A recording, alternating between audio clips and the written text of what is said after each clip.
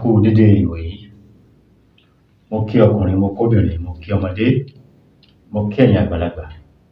Níbikíbi tẹ́ bá ti ń wò mí lónìí káàkiri àgbáyé. Orúkọ mi ni Dr. Abizabolade. Mo kí gbogbo ẹ̀yin olólùfẹ́ mi tẹ́ wà ní diaspora pátápátá. Ẹ̀yin tí ẹ wà ní ìlú tí a wà yìí, tẹ́ wà ní Áfríkà, gbogbo wa pátápátá náà ni mo kí. Ojú tí ẹ fi ń wò mí, ojú náà ò ní fọ́. Etí tí ẹ fi ń gbọ́ mi, etí náà ò ní di. Ìbànújẹ́ ò ní wọlé tọ̀ wá. Ayọ̀ á wọlé wa, ìdùnnú á wọlé wa, gbogbo ayé ò ní lù fún gbogbo wa jó. Mo kí n pé ẹ káàárọ̀, ẹ káàsán o, ẹ káalẹ́. Bá mi wá nǹkan fìdílé, ẹ fìdílé nǹkan. Lákọ̀ọ́kọ́, ẹ jẹ́ kí n kọ́kọ́ kí ẹ̀yin olóore mi, ẹ̀yin tẹ́ ń ṣe mí lóore, ẹ̀yin tẹ́ ń ta mí lọ́rẹ. Mo dúpẹ́ lọ́wọ́ yín o. Mo dúpẹ́ gidigidi lọ́wọ́ yín. Ọlọ́run á bá mi dúpẹ́ fún yín. Ẹ̀yin tẹ́ ń fún mi ní data, káàdì, owó, gbogbo yín pátápátá náà ni mo dúpẹ́ ní ọwọ́ yín. Láláì yọ ẹnìkankan sílẹ̀. Níbi tí ẹ ti mú owó náà, ọwọ́ yín ò ní kan ìsàlẹ̀ àpò. Ní náà tán kí ẹ torí kan láṣẹ Èdùmàrè.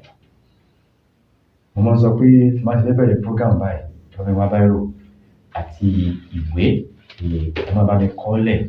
Torí pé àǹfààní pọ̀ púpọ̀ lórí program yìí. Àǹfààní pọ̀. Nǹkan tí mi ò tíì sọ, ó pọ̀ ju èyí tí mo ti sọ lọ. Àmọ́ ẹ̀bẹ̀ kan fẹ́ bẹ̀ yín, ẹ̀yin tẹ́ ń wò mí, ẹ̀yin tí ẹ ti subscribe, ẹ̀yin ni mò ń bá wí. Ẹ dákun, mo bẹ̀ yín ni, ẹ bá mi subscribe. Torí pé àwọn nǹkan yìí náà, ẹbí mi ò béèrè owó, mi ò béèrè owó. Ní tí mo fẹ́ lọ́wọ́ ẹ̀yin olólùfẹ́ mi, ó dá mi lójú pé ẹ ṣe fún mi. Ọlọ́run á lọ́wọ́ sọ̀rọ̀ yìí. Gbogbo ayé kò ní lù fún ìwọ tó ń wò mí, kò ní lù fún ẹjọ́.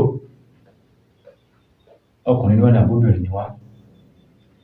Ẹni tí kò tíì bí, arọ́mọgbéjó, àgbà tọwọ́ àlàbọ̀sùn.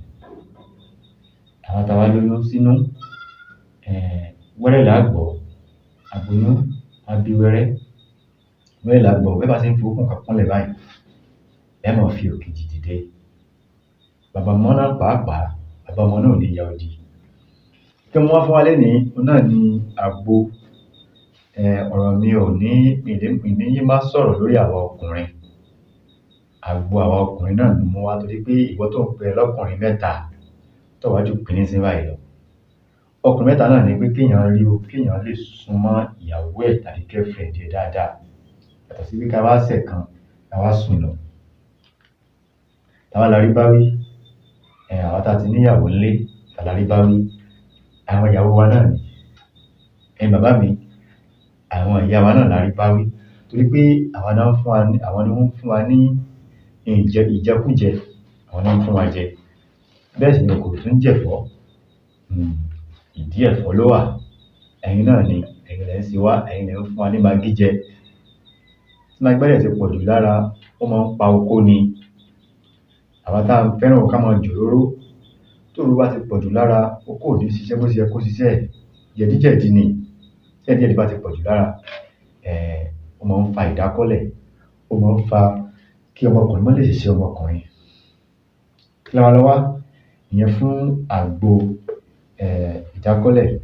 Pẹ́pẹ́ yẹn ṣe mú mi ní ìgbà àkọ́kọ́ ni. Ẹ dákun, ẹ má gbàgbé láti subscribe sórí ìkànnì yìí. Ẹ bá mi share program yìí. Ìwọ tó bá jẹ́ oníṣègùn ní ẹni, babaláwo ní ẹ, pásítọ̀ ní wòlíì, dákun tó bá ń wò mí báyìí, bá mi share program yìí kó lè jẹ́ àǹfààní fún ẹlòmíì torí pé ẹnìkan kì í jẹ kílẹ̀ kó wá fẹ̀. Mo wà fún gbogbo ayé. Gbogbo ayé ni mo wà fún. Ẹ má jẹ́ ká jẹ àdánìkànjẹ. Kí la wá lọ wá? Ilé ká lọ wá èpo àgàn fún ìdákọ́lẹ̀ àti alẹ́. Tó ti yẹ ìdákọ́lẹ̀ àti alẹ́. Ẹ bá mi wá èpo àgàn àti egbò alẹ́. Ó ti yẹ yín, àìdán tọ̀rọ̀, mádùnmárò, egbò alẹ́ àti èpo àgán, oko ẹ̀sìn níwọ̀nba, oko àgbò, oko ìṣe àti oko òbúkọ.